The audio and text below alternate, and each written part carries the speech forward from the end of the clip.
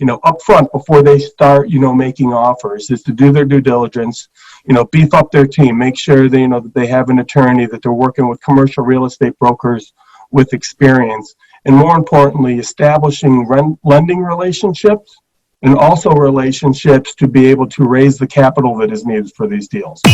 Welcome to the Accelerated Investor Podcast with Josh Cantwell.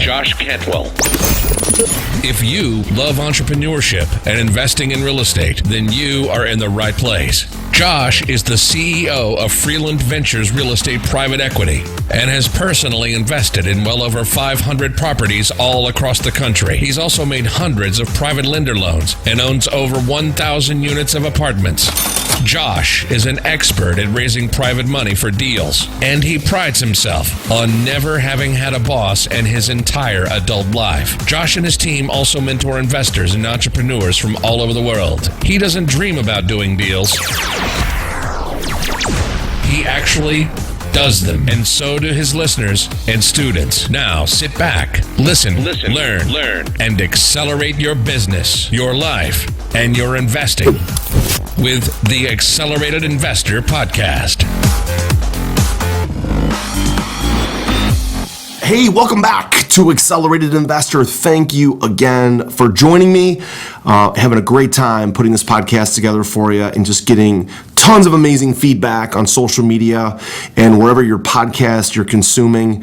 It's just been great. We've been getting people asking questions and leaving us ratings and reviews. And we've had some amazing guests. And today, I've got a good friend of mine who's been with me along this amazing journey of real estate for a long time. His name is David Streeter. He's one of my attorneys. And David and I grew up in this business together. David's been my attorney for going on now 10 years and worked on everything from contractor agreements to joint venture agreements, wholesale deals, rehabs and rentals. And David and I have both, over this last year or two, have made the pivot from working a lot in residential private lending, residential investing, residential attorney work into multifamily. So we're going to talk today with David about his journey, as well as some do's and don'ts, some best practices and worst practices for multifamily investing. David, what is going on, friend? How are you? And good Josh, to reconnect with you, man. Good to see you, buddy. You too. What is new in your world? What's you're working a lot on multifamily deals, a lot of rental properties, small balance commercial. What's the latest in your world? Absolutely. It's been crazy. Usually the fourth quarter slows down for me a little bit, but it has just continued to grow. For the last 2 years, each quarter has gotten progressively a little bit better. I'm spending most of my time, doing entity structuring for real estate investors to make sure that they have the proper LLCs or joint ventures or those type of, entity structures. And over the last year, as you know, there's been a big boom in interest in the multifamily space. So I've been fortunate enough to have several clients kind of jump into that space, and I've gotten dragged into it. And we've had, quite a lot of activity this year and been very busy. So I have a lot of good stories related to those transactions, a lot of do's, a lot of don'ts, and what to avoid and how to plan your deals. Awesome. Let's jump into it. I don't know. Do you want to talk about the good or the bad first? Sometimes the bad's more fun. Sometimes the good is better news to start with. And I know you've worked with a lot of, so we won't name any names because some of them are friends of yours, they're clients of yours, but they're also friends of mine, guys that I know and guys we've lent money to. But let's start with the good. So if somebody's getting going with, let's call it a small balance or a middle market multifamily practice, maybe pivoting from residential into multifamily, what are 3 or 4 things that they should do? What are some best practices to get their business set up? And then on a daily operational level, what are some things that you see them, encourage them, kind of coach them on to have a good, clean practice? Sure. So I guess as a preface, a lot of people that I've been working with are newer to this space, where maybe they, prior to investing in the multifamily, arena, they were either doing buy and holds, having, a rental portfolio of anywhere from 10 to 100 units. Maybe they were just doing fix and flips, and they took that contracting experience that they got from there to buy these distressed apartment buildings and employing it there. So one of the things that I see is that there's just from a transactional standpoint in the big picture, doesn't matter if you're doing, a single family flip or, a renovation of a 50 unit building, the concept is the same. I always tell them a lot of times the biggest difference is the purchase price. There's usually another comma in there. In all of your agreements and the people that you're working with, that's usually multiplied. So it's just my clients that have done really well transitioning into this space have taken a lot of time to prepare to scale their business to handle that additional volume.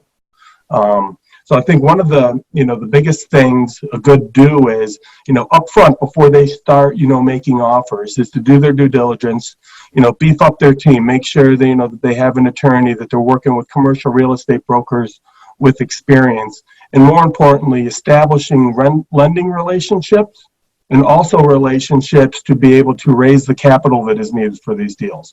So the guys that actually go out and network and build these teams first are able to hit the ground running when they do find a good deal, because it's pretty competitive out there.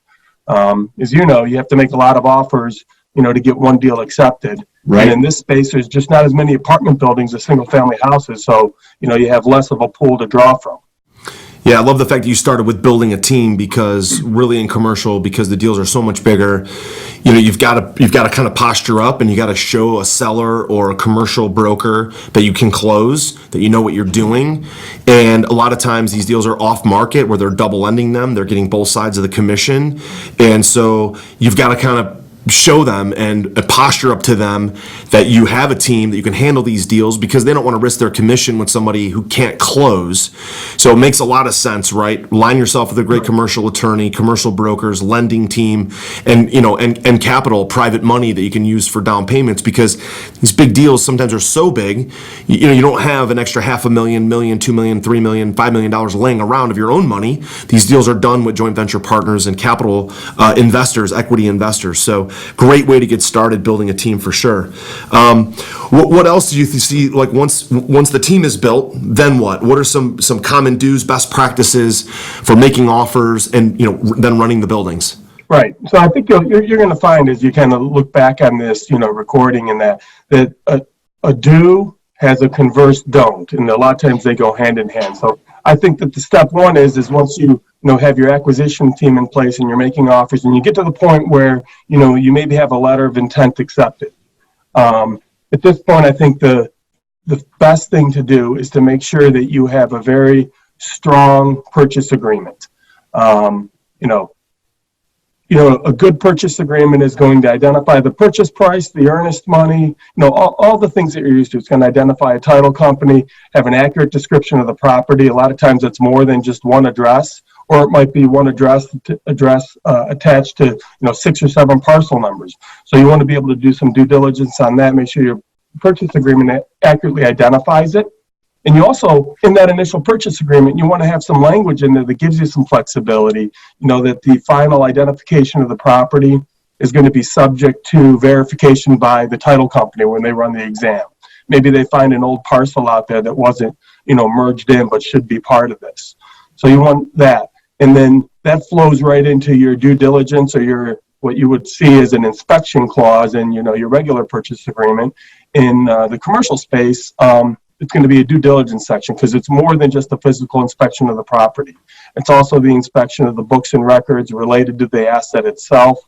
Also, any contracts that are related.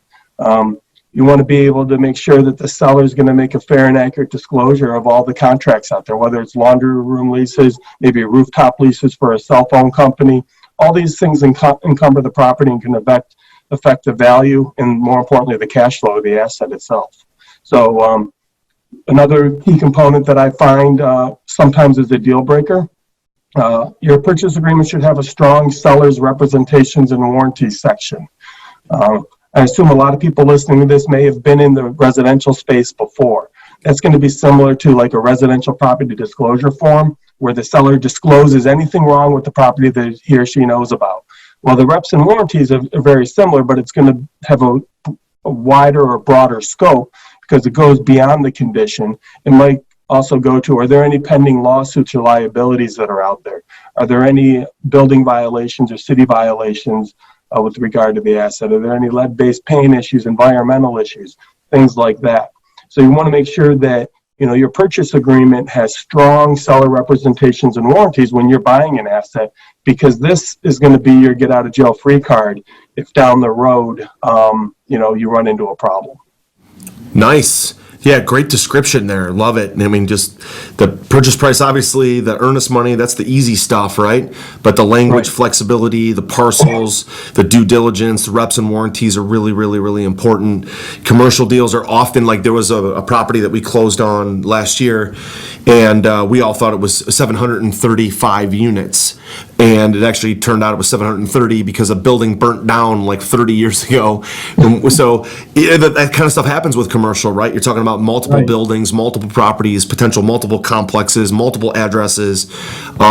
Purchase agreements really, really important. So obviously the don't on this side, right, is using some sort of, in commercial, it's very important to have essentially a custom purchase and sales agreement. So a don't here is what? Using a template agreement that's kind of just off the shelf?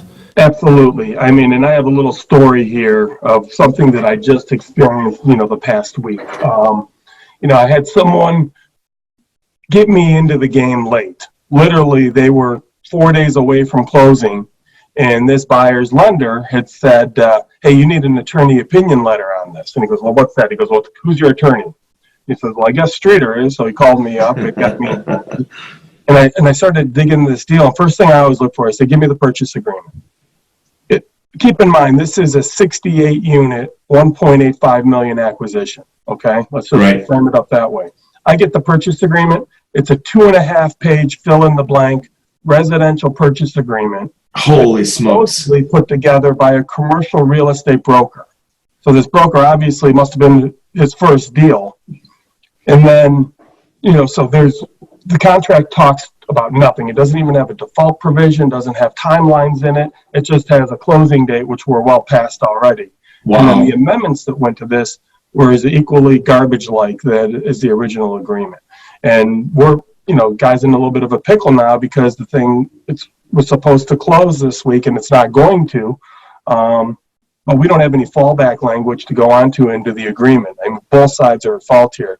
And I just told him, hey, if you bow out of this, if this ends up in court, it's going to be a mess for everyone involved. Wow. Yeah. So don't use the 2-page boilerplate purchase agreement, right? Find a guy like David that can craft a well-written, fully encompassing, custom purchase and sales agreement after LOI. That can be easy. Kind of states the general terms, purchase agreement, earnest money, general closing date, some basic stuff like that. But then you got to go custom from there. So, you've worked with a lot of guys that have borrowed money from us. You've worked with a lot of people that we know in this space. So what are some other do's that you've seen, guys that are successfully either pivoting out of residential or they're successfully working in the multifamily space? So you really have to understand the timelines in your contract, because the earnest money, is usually refundable for a period of time. But at some point in the process, it's going to go hard or become non-refundable. That means no matter what happens, you're losing this money. And time is of the essence. One day can make a difference. So, and a lot of times the contracts are written where the dates are floating and you have extensions, and additional earnest money might need to be deposited. But one of the things that once you have an executed purchase agreement, you need to sit down and kind of draft out a schedule or a timeline of when these drop dead dates are. Because if you miss it, even by a couple of hours, now, you might have a seller that says, tough luck. Your $25,000, $50,000 earnest money is gone. So if you don't perform, you lose that regardless. Right. I've seen that become a big issue, people not understanding the timelines. So you want to make sure that you sketch that out. You put it into your calendar. You put it on, your bathroom mirror whenever you have a deadline, because those are important dates to remember. Yeah, I had a friend of mine a couple years ago, it's going back at least 10 years ago, that was in resi, was doing short sales, wholesaling, made an offer on his first commercial building, put $200,000 down of his own money, and missed several deadlines, was granted several extensions, ultimately missed his final extension. The money went hard. He couldn't close and lost $200,000 of real cash of his own. And it happens more often than I care to talk about. But my newest and most powerful real estate investing book, The Flip System, is now available And for a limited time, you can grab your free copy at getflipsystem.com/podcast. Using the same proven principles, secrets, and investing strategies I'm sharing in this book, I've been able to personally close over 750 highly profitable real estate deals over the last 15 years, make over 400 private lender loans, raise over $30 million of private money, and acquire over 2,000 units of apartments. Get my newest book now for free for a limited time at getflipsystem.com/podcast. That's getflipsystem.com/podcast. So he lost his marriage over it, and it was a really tough situation. He was trying to do good by his family, trying to do the right thing, didn't really know what he was doing, missed his timelines, missed his deadlines, couldn't come up with the rest of the money, the equity to put down, ended up losing the property, losing $200,000, and losing his wife. So that's worst case scenario probably for most people. So scheduling the timelines very, very important, and getting ahead of that, right? Because commercial appraisals can take 3 weeks, commercial inspections can take 2 or 3 weeks. These things are not easy when you're walking 20,000 square feet or 30,000 square feet of a building. It's not easy for an inspector to just whip this thing up in 5 or 6 days. They've got to walk the building, going to be there for hours and hours, could have to go back several times, have to get in individual units, every single unit. It's just not something that you can get done when you're up against a timeline and just be like, hey, can you get this done in 24 to 48 hours? It just doesn't work that way. So yeah, great advice there, making sure we have the timeline. So from an operational perspective, you've been able to see, David, several guys, again, pivot into multifamily from residential and have success out of the gate, even though they maybe didn't have a lot of previous experience in multifamily. So the guys that you're working with, that you're an attorney for, you're giving them some advice where they're successfully made the pivot and maybe have bought a 6 unit or an 8 unit or a 22 unit or a 25 unit or bigger. What are they doing right? What do you see them doing when they actually own the building and now working with tenants, like landlord-tenant law, managing that building, managing the asset, making sure the tenants are comfortable and successfully repositioning the building to create equity?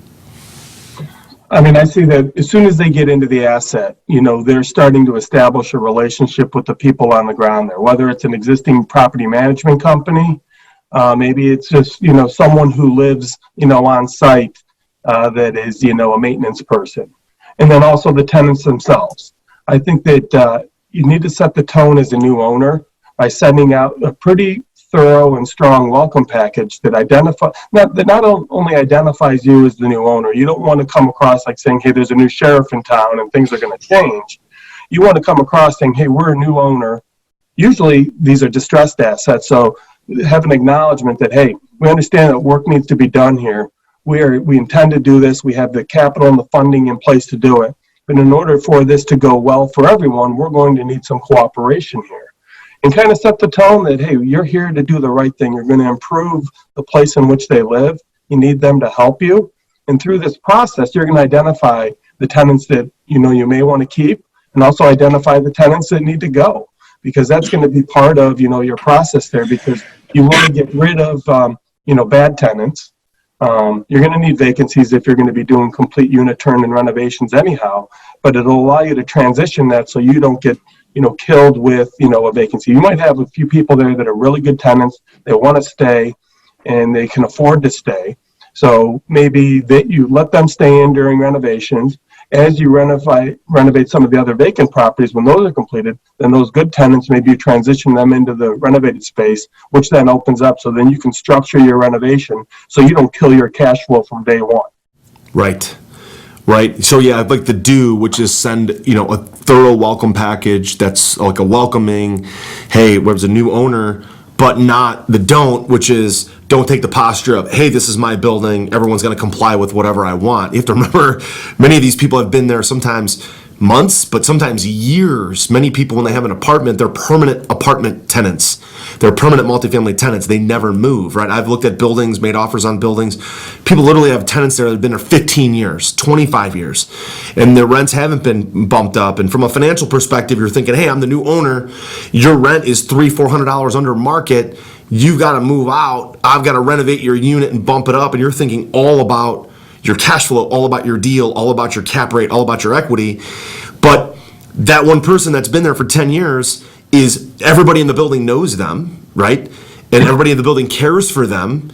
And if you muck up the relationship with that person, you could really have a lot of problems with everyone else. Right. Right. So those relationships are real. You have to be very, very, kind of tap dance a little easy in the beginning and kind of figure out, because we're all humans, right? We all have relationships, and there's going to be some people in that building that might have a little bit louder voice, a little bit more prickly than others, right? You got to definitely manage that. And so sending out a nice welcome packet that's more cooperational as opposed to the demanding ham, the new sheriff in town, is a big, big deal. Right. And one more thing, one more layer or extension of that is not only establishing relationships with the people in the building, but then also maybe going to the local municipality's building department.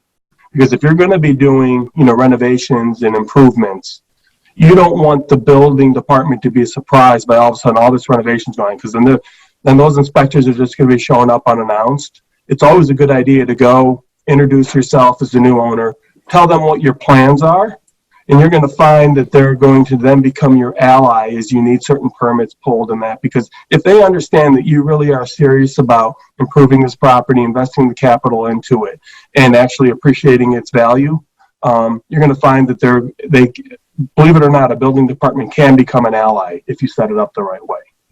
That's fantastic. David, so as we kind of round third and head for home here, are there any final kind of words of advice from, either wearing your attorney hat or just because you've seen it before, you've seen other people do it before, either good or bad, as people build their portfolio? Any other significant do's or don'ts that we haven't covered already? Well, I think one of the things that I see time and time again is that people who are coming into this space, they're not used to maybe the dollars involved. You're going to be spending much more on inspections, on due diligence, on environmental reports, on lenders, financing fees, and also attorneys. The biggest mistake that I see, people get me involved right away. They do a good job of having me draft the purchase agreement. Then they get it executed, and they don't want to pay me anything more. And it's not that they need to, but they feel like every time they call me, it's going to ding this meter. And some attorneys are like that. But I'm not, and you know that.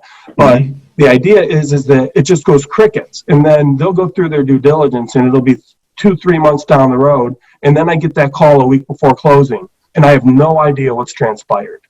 So I think it's really important to at least keep your attorney and your lender and all the members of your team just kind of updated as to the progress. Because a lot of times, once that purchase agreement's completed, I don't need to do anything during due diligence. They're going to have their team set up to handle that. I'm not a due diligence expert, but I do want to know the progress of that. If they're running into problems with due diligence and need to force an extension, I need to be ahead of that with the other side's attorney in order to lay the groundwork. Or like we talked about earlier, that earnest money could be gone, in thin air.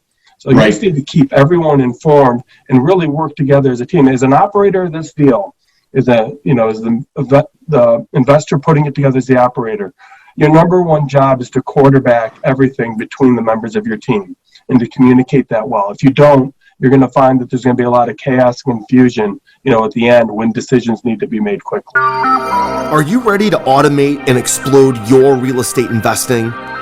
We're searching for extremely motivated individuals who are sick and tired of wasting time and want to finally see real results from their real estate investing business. We're searching for investors looking to get to the next level and become a bigger, better version of themselves while being a more successful real estate investing entrepreneur. Apply for mentoring and coaching at joshcantwellcoaching.com/podcast. That's joshcantwellcoaching.com/podcast. Yeah, and I think it goes right back to point number one that you made, which is now your team, right? You talked about building a team, and it's interesting that your last point here is basically communication with that team, right? Because You have, could be contractors and subcontractors that are turning over units or making improvements to the interiors and the exteriors, the common spaces, landscaping, sidewalks, driveways.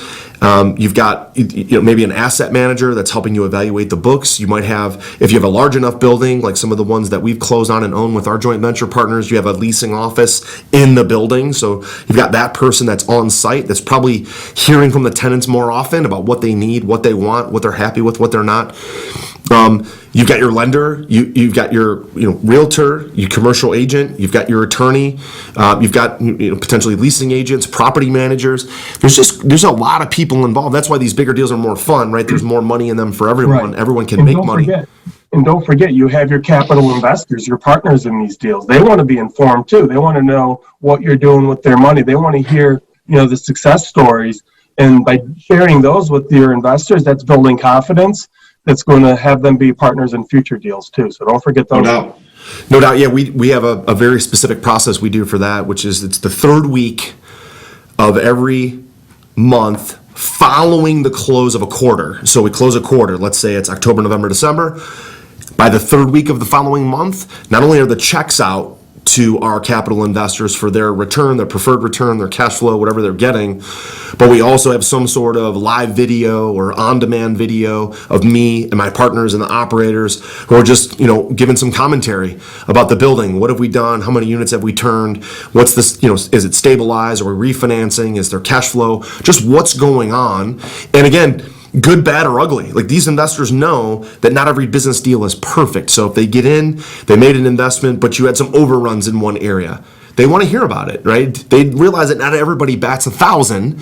They want to hear about, well, what's the true story of what's going on. And remember, if you're not telling them the truth, then you could cross over that very fine line of fraud, right? So if you know something and you're not disclosing it, and people are investing or continue to invest because they think things are going well, and you're not telling them the whole truth, and information that you're withholding, that's the definition of fraud. So just be honest. People know that there's good deals, there's bad deals. Hopefully you have a reputation of doing a lot of amazing, great deals, and you'll do more and more and more. But people realize not everybody bats 1,000. Things are going to go wrong. Just be honest up front. Do the best job that you can. David, I think the other thing too, like that you had mentioned, which is interesting, is like the fact that you want to stay involved, right? Because there's going to be things that close along the way, and especially if you're buying properties where they're off market, the commercial realtor is a lot of times double ending the deal, meaning they're getting both the listing commission and the buying commission. Right. So your main advocate, if you're the buyer, the main advocate in this deal is your real estate attorney, right? They're the ones that are working through the purchase agreement with you, the law with you. So that relationship is hugely important, because the listing agent may not be able to really just have your back, because they're either representing both sides, or they're really representing the seller and then also just getting that buyer agent commission, and really don't have your best interest in mind. Right? So you're really stepping in as the main advocate and giving advice to your client. Right. Big deal.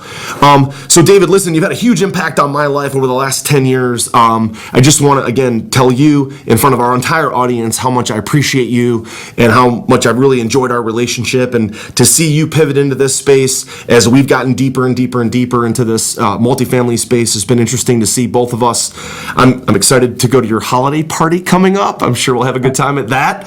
Yeah, that'll be fun. You bet. And David, so a lot of our listeners probably want to reach out to you, especially if they have a deal in Ohio. David practices real estate law in Ohio. So if you've got a deal where you're buying a property in Ohio, or you are an investor in Ohio, you should definitely connect with David. Use him for legal services and advice for your deals, crafting agreements and purchase agreements. And he's been a tremendous help for me. So David, if somebody wanted to reach out to you and connect with you to get some help and advice and some legal counsel, where can they reach you at?